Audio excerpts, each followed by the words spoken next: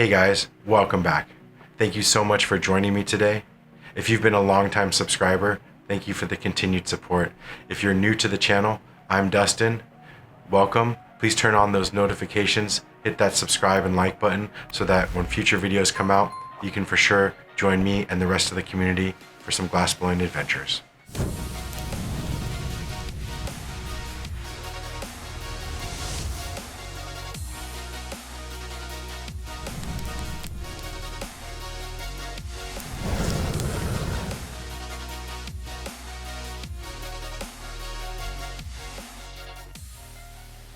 I'm really excited for the content that we've been creating for On the Torch Season 3.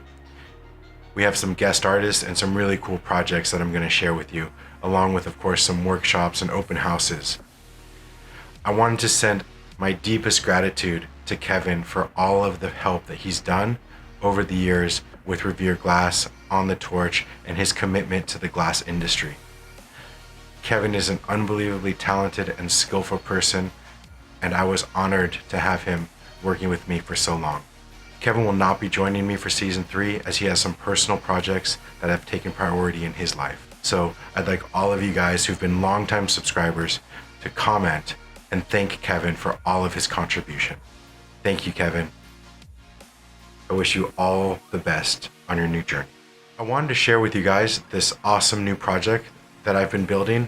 It's an online glassblowing school, and we have videos, we have a forum, mentorship, which is unbelievable, where you guys can interact with me directly twice a month on your work. So if you haven't joined the online school yet, please do. We have an amazing workshop coming up on June 19th, 2021 with master glass artist Derek Mitzel. He's also going to be using the Naquala, so please join us for that. For the next 10 people that sign up, use the promo code IT'S-A-ME and you'll be able to get 25% off that workshop. It's going to be 8 hours long, and you'll have access to it for 30 days after, and you'll get access to Derek and me for questions if anything comes up as you're practicing what's been taught in the class. I would really love for you guys to come join us at the online school. It's an amazing community, and right now I'm giving away a free trial to anybody that would like to sign up. So please go to revereglass.com and join me and the rest of the community in the online school. I wanted to thank Mountain Glass for all of their continued support. Thank you so much, Mountain Glass. You guys have provided an amazing resource for so many glass blowers all over the world who need supplies and tools, and most importantly, excellent customer service. If you guys are thinking about starting blowing glass, please reach out to Mountain Glass Arts, talk to Joe, tell them that you saw this in a video. They'll give you a little bit of a discount. They have an unbelievable selection, and I can't thank them enough for continuing to sponsor these videos and making it possible. Mountain Glass, you are the king of suppliers in this industry, and we all really appreciate your contribution. Thank you, Mountain Glass Arts.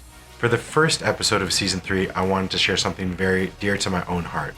I made a hummingbird feeder for my dad, who's a master goldsmith, and he's been extremely influential in helping me be creative and turn my passion into a job. So I wanted to share with you guys a little bit about him and make this hummingbird feeder for him because he loves hummingbirds. He's an eccentric artist, and I wanted to share a little bit about him with you guys as well. So let's get in the studio, let's make him this hummingbird feeder, and at the end of this video, we're going to be giving one of these hummingbird feeders away to you, and you'll see me give one to my dad. So let's get into the studio and make some hummingbird feeders.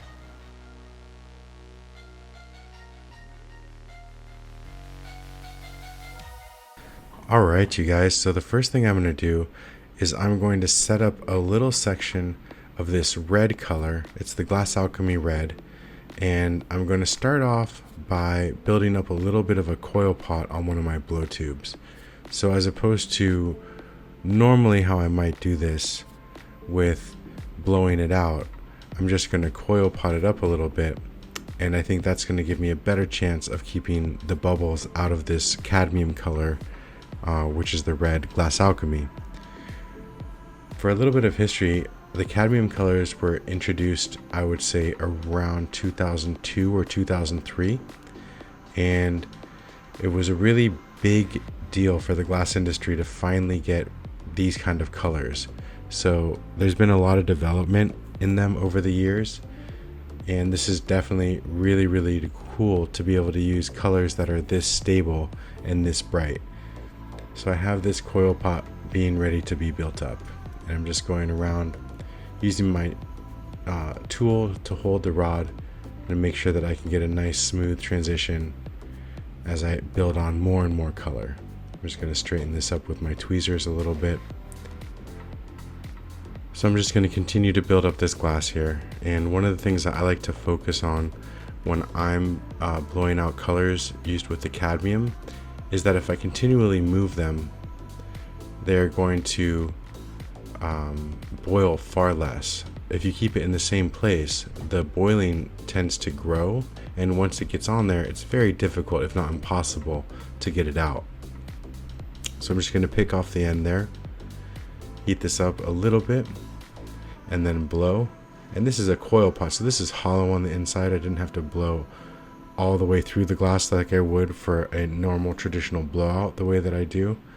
So just blowing a little bit, evening it out, and then I'm going to open up this hole and attach a blow tube and get it off of the metal blowpipe as soon as I can. I'm going to heat up the back a little bit just to make sure that it doesn't crack at all, and then attach my 12mm tube. So I've attached the 12mm tube now. I'm going to detach it from the metal blow tube. So I'm going to heat this up, melt it all together, and detach it. Once it's detached, I can close that end off and I can start to really make this a nice finish piece that's going to be able to be sleeved. That's one interesting technique that we're going to do in this episode, is I'm going to show you guys how to sleeve a cadmium color so that you can use it and work it like a regular, very stable color. So I'm going to heat this up, and I'm trying to get this to the inside diameter of the 40mm thin wall tubing that I'm using for the outer sleeve. And now I'm just picking out the end here, twisting my punty and pulling just a little bit to make sure that comes to a nice point and gets evened out. When I go back to heat that up, I want to make sure to heat up around the point itself and not the point. So if I heat the point itself, then I will start to make a bubble, and that's not what I'm trying to do, so that's why I will heat up around the point there. I'm going to marver this, blow this out, and we'll see if I can get this into the right diameter for the piece. So here I have 40mm thin wall tubing, and I'm connecting it to a 12mm tube. I just like to rock back and forth a little bit to make sure that my seal is good. One of my students suggested that I use the terminology riding a motorcycle, which I thought was really good for the analogy of how to move that back and forth and to make sure that it's nice and even. So now I'm going to heat up this end of the 40mm tube and use my 7mm rod to pick that out a little bit and open it up, and then I'm going to flare it to make sure that the wall is even. Heat that up, grab the jacks, and blow that. Now I'm going to take the jacks in there, open this up, and I'm going to use the inner wall as my guide to where I'm going to flare this open to. So heat that up, maybe bring it back down a little bit on the marver, make sure it's nice and even. I'm going to flare this open a little bit using my jacks, and now I'm going to heat up the red tubing that I made and see if this is approximately the right size to get into the tube. So I may need to heat it up from one side to the other to make sure that's as even as possible. I'm going to heat it up and marver it, and we'll see how I did as far as the size estimate is concerned. So I'm going to stick this in there. It looks really good. So I'll set that aside, and now I'm going to detach this from the blow tube by attaching a 7mm punty, and then I'm going to be flaring out the end of my red tubing that I had made. And once I sleeve this, it's going to provide a nice protective layer over the red, which is a very sensitive color, as many of you guys know. So I'll pull this off and I'll pop this open. There we go. You can see it just rip apart there. And now I'm going to flare this open a little bit using my jacks. first thing I want to do is pick out any excess glass, make sure that hole is nice and open, and then I can flare it with my jacks. So heat that up, and I'm flaring it a little bit more, a little bit extra, so that that lip will catch on the lip of the clear. Now I'm going to remove the 7mm punty that I have on the base of the glass, and that's going to allow me the access and the mobility to stick that into the 40mm tube, break off my punty, and then I'll go for sealing this up by evacuating the air. So first thing I'm going to do is heat up the lip and flare it with my jacks to make sure that that's stuck and sealed in the right place. And then I'm going to condense it back a little bit to make sure that there's no air that's able to escape from within the piece as I'm evacuating the air. And now I'm going to just test to see if this is sealed properly, which it seems to be. And then I'm going to use my flame and slowly evacuate the air. As the clear glass sticks to the red glass, it's creating a nice seal, and now the red glass will be able to be used under many different flame conditions without the worry of it boiling. And of course, this is going to be the flower of the hummingbird feeder. So you can see I've heated this all up, melted it down, and then I'm going to condense this back a little bit and attach a blow tube to the other side, because the blow tube right now is connected to the wall in between the two sections, and I want to be able to blow into this like a regular normal section that I would be using. So I'm going to heat it up and then use my marver and gravity to bring that back down to a size that I can connect to a 12mm tube. So I'm marvering now. I love this marver on the side of my desk here. I use it all the time. It's a little bit lower than my normal marver, and I use it oftentimes as my primary marver. So I'm going to heat this up and then detach it from the original blow tube and get rid of any excess glass that's going to be wasted because of an imperfection. I'll pull this off, heat this up,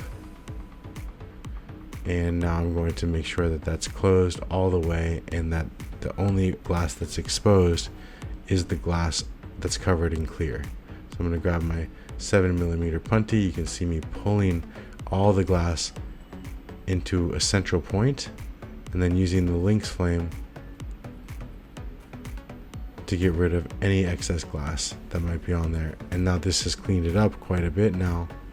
It's really easy to use, and it will work under a multitude of flame chemistries at this point.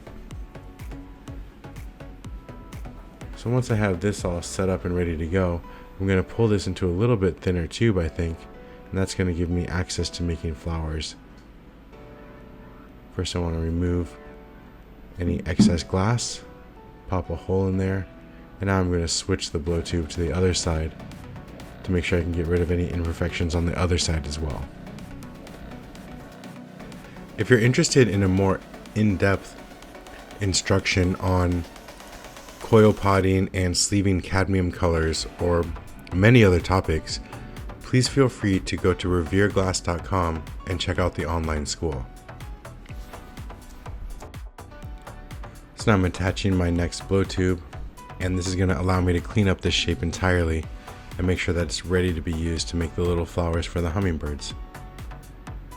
Going in on that seal, just making sure it's nice and connected. Now I'm going to remove the original blow tube, and I'm going to cut it off so that that bubble is not part of the piece anymore.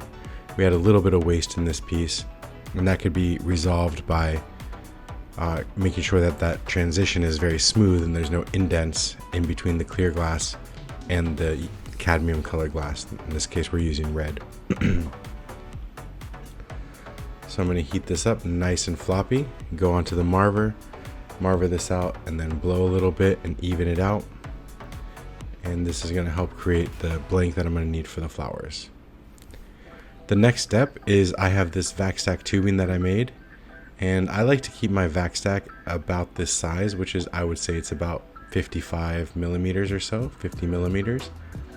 And this gives me the opportunity to use it in a big section, which I'm going to do in this video, or if I want to make wigwags or other kinds of detailed line work, then I can pull it down and I'll have the opportunity to have smaller tubing. But definitely not easy to make bigger tubing out of small tubing. Much easier to make small tubing out of bigger tubing.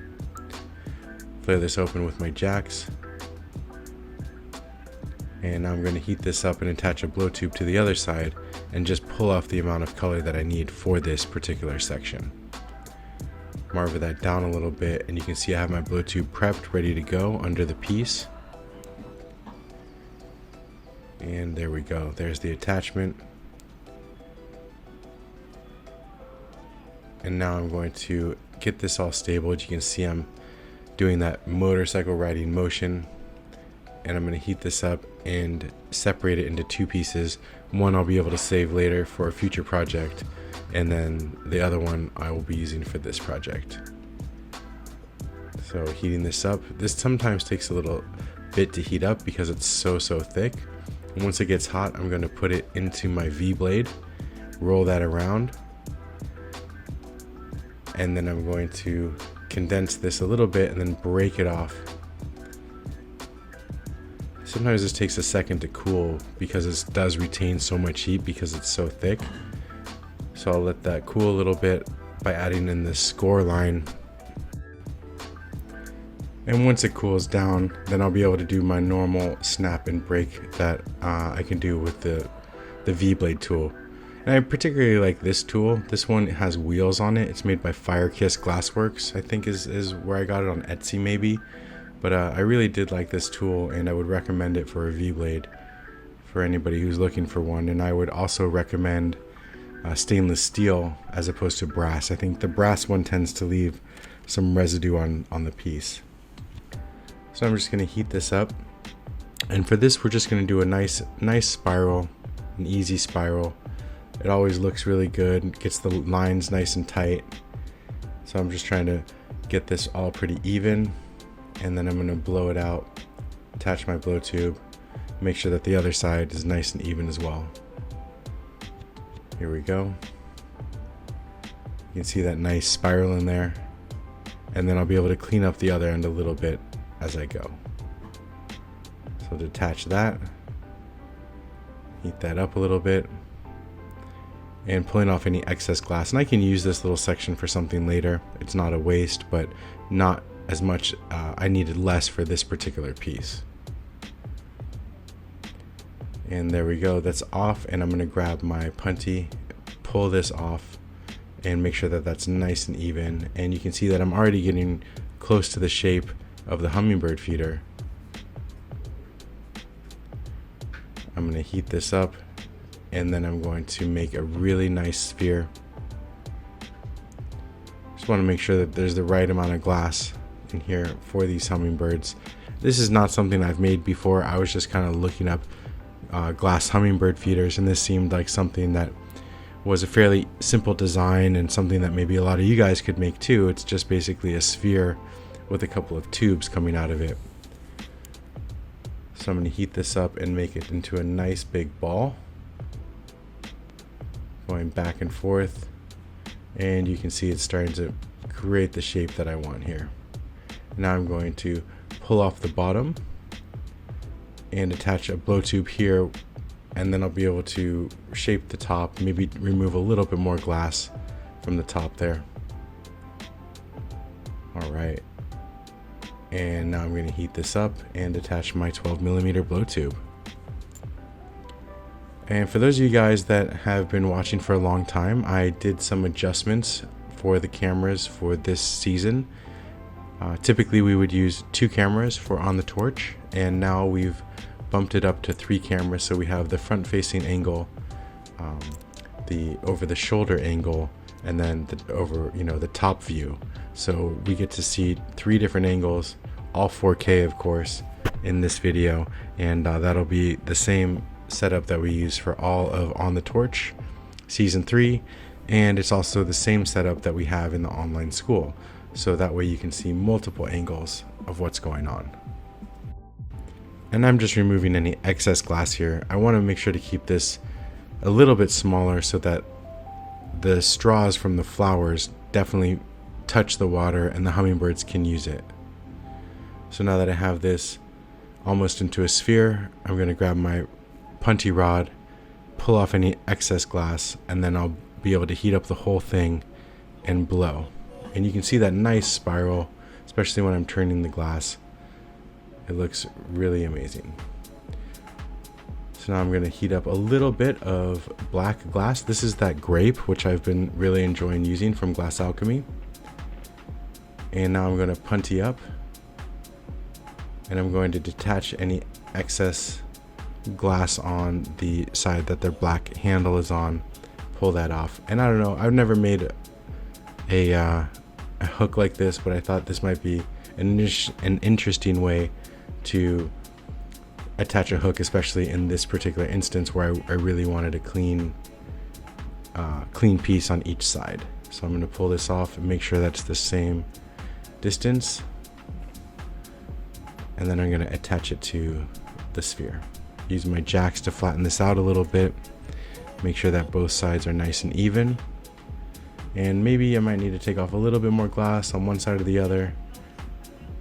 So I'll heat this up and look right in the center, try to connect it over the spiral, and there we go. Remove my punty, and I'll go in with my mini torch here. Lately I've been using both the mini torch and the GTT yellow jacket, and I found that they both are great. I was really strongly leaning towards the mini torch for a while, the Smith, and then GTT redid the heads of the yellow jackets and sent me one. I haven't used it much until fairly recently, and I really like that torch as well. They both have very good application, so I have them both on my bench right now, and you can see that now I've switched back to the yellow jacket. So even in this piece, I'm using both torches. I used the Smith for part of it, and then I used the GTT for part of it. Now I'm just heating up the side and popping a hole on each side, and then these holes I'll use to put the flower stems through, and then the birds will be able to grab the nectar, the special formula that you guys will hear about a little bit later in the video that my dad uses to attract hummingbirds. So I'm going to heat up each side, open this up a little bit, and we'll see if this works. You know, it's fun, and it's definitely a fun project to make, but I'm not an experienced hummingbird feeder maker, so I did get some other ideas on how to make them after I made this first one. So definitely excited, and I'll try out some new techniques. And make sure you comment on this video so that I can send you one of these hummingbird feeders as well. One thing I really like doing is getting you guys my work that I make in these videos. I think it's really cool that we have so much engagement from the audience, from you guys. You guys are really the reason why I can do this, and so I want to thank you from the bottom of my heart for watching the videos and for commenting and liking and subscribing. It means a lot to me, and it definitely allows me to continue to do these videos, so thank you so much. So I have the flower stuff ready to go, and that's of course the tube that we encased first, and I'm just going to flare this open. And again, this is not something I've done before, so just messing around trying to do something new.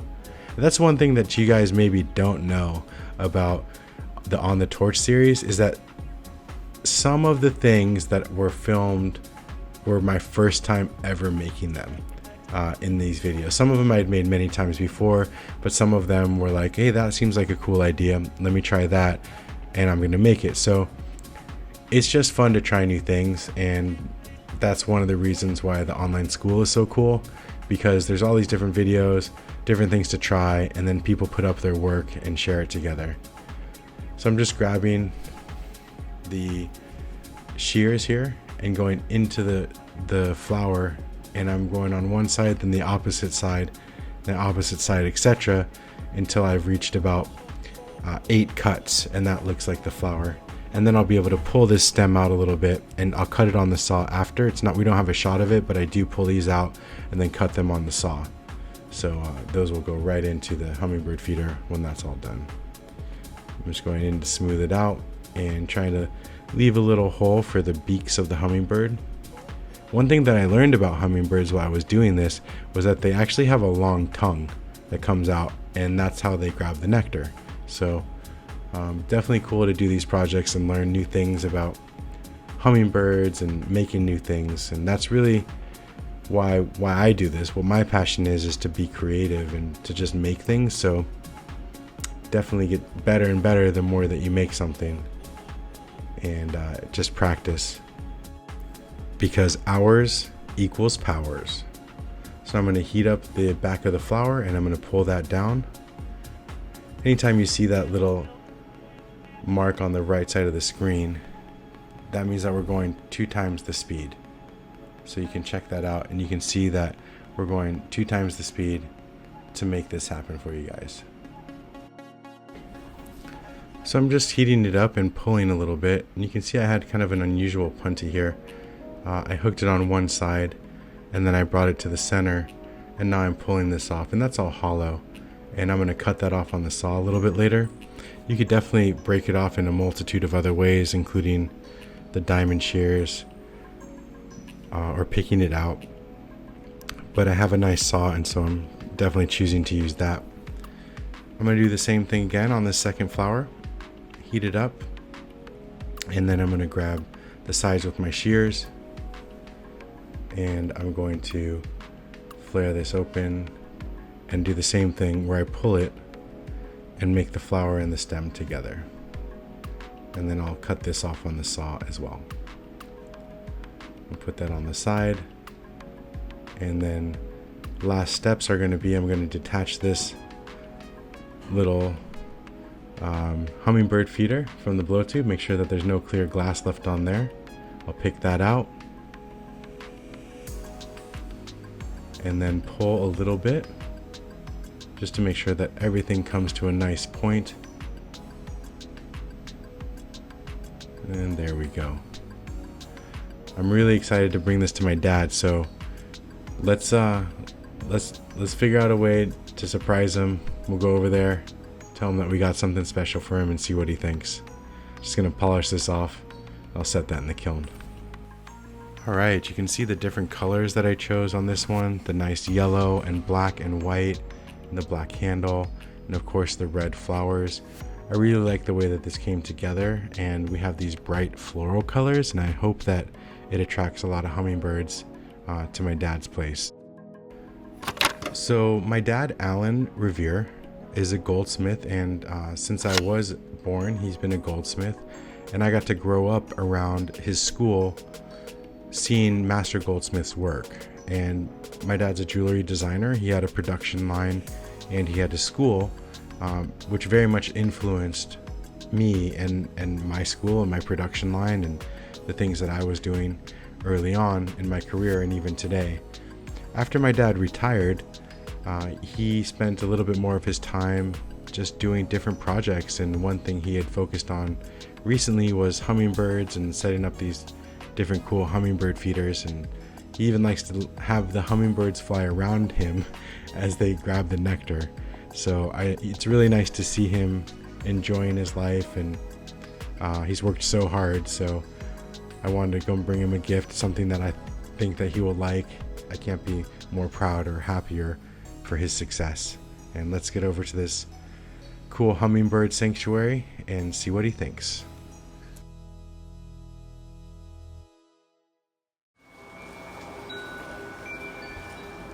Look at how many there are. They love it here. Well, there's so many of them. You provided such a nice sanctuary for them. So, Dad, hi. I've been so excited about all your hummingbirds, and I know how much you love these hummingbirds and all these amazing hummingbird feeders that you have. And so I made you something special for your hummingbirds. Wow. And it's in here.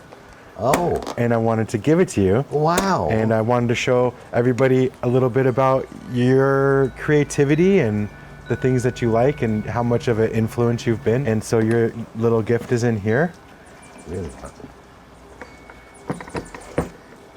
So, Where'd you get this thing? well, I just looked everywhere and I didn't know where to find one, so I just had to make it for you.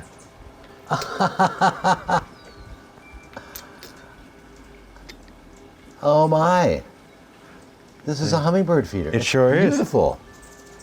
It's beautiful. Gosh, well, should we throw some hummingbird nectar in there? Yeah, go grab the hummingbird nectar. So tell me, this is your special hummingbird juice, right? That's right. It's my own brew. Yeah, tell us about your own special Well, brew. it's a secret. I really can't Slow. reveal the recipe. I think that they want to know. I mean, All right. Maybe don't give them the secret ingredients, but It's sugar and water, okay. and they love it. Switch these. I'll make these a little bit longer for you. Okay. All right. So let me take this.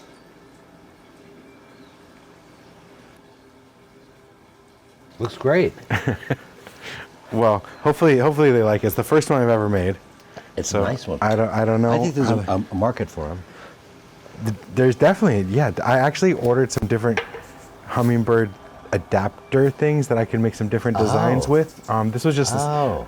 some stuff I had at the studio, so it was my first attempt at it. I think it's a great attempt. I think hopefully somebody likes it, but after we get some feedback from the hummingbirds, we can make more interesting ones too for them. So I just want to thank you for all the inspiration and the creativity, and I hope that they use your hummingbird feeder. Do you have anything to tell Well, I'm not tell the quite sure. YouTube guys? I'm not quite sure who's going to see this, but I hope you enjoy it. All right, thanks. Welcome back, you guys. Thank you so much for joining us today. I hope that you enjoyed the glass blowing, and I hope that you enjoyed the little session with my dad. I know it was a lot of fun for me, and it seemed like the perfect video to make for the first episode of season 3. We have a lot more exciting things coming, so make sure you stay tuned. I have a few questions that you guys have asked over the last couple videos. The first one is by Russell Smith.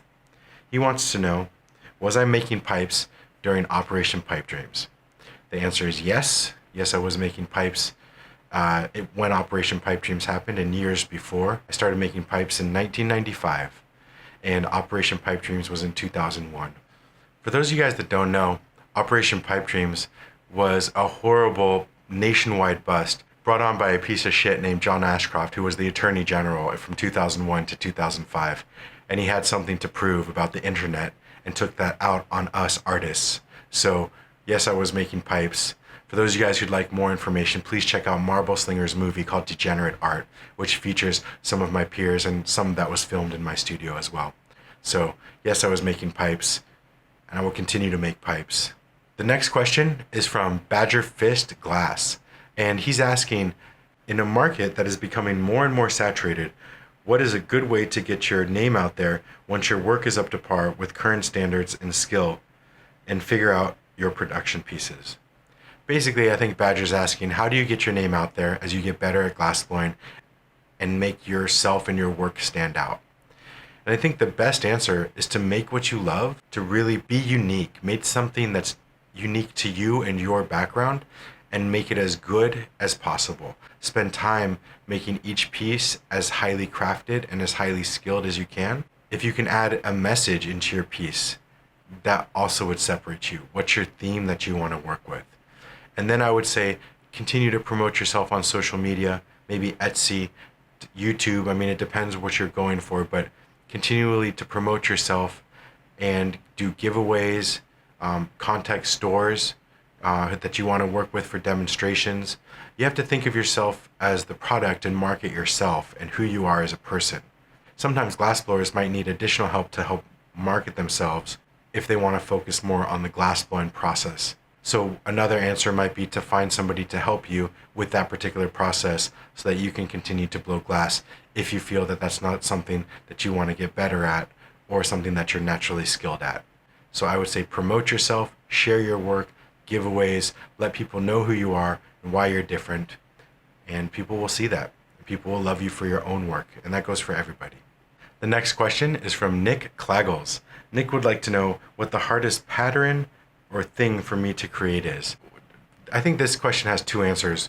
From a glassblowing perspective, I think creating complex seals and marini work are some of the harder things that I try to attempt in my work.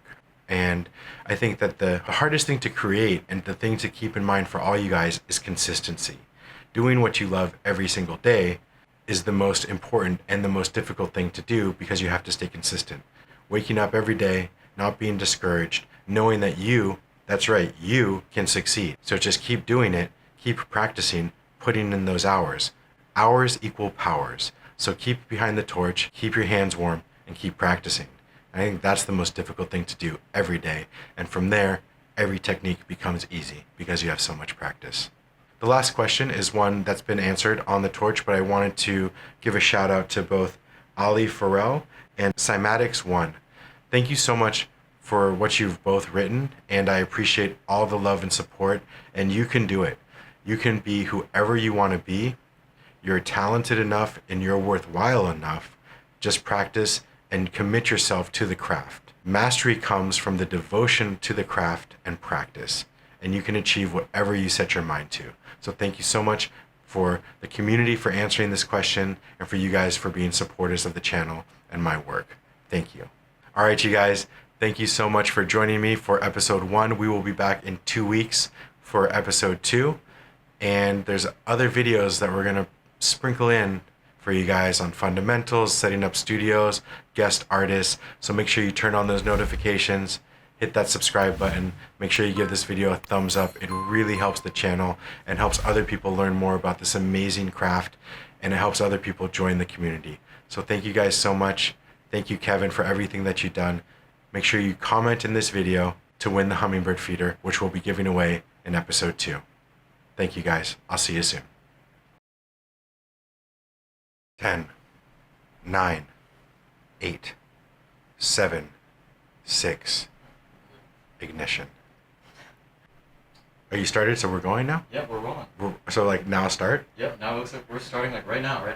Oh, like go? Brought on by a piece of shit named John Ashcroft. Who was... So, yes, I was making pipes, and I will continue to make pipes. So... John Ashcroft. So fuck John Ashcroft.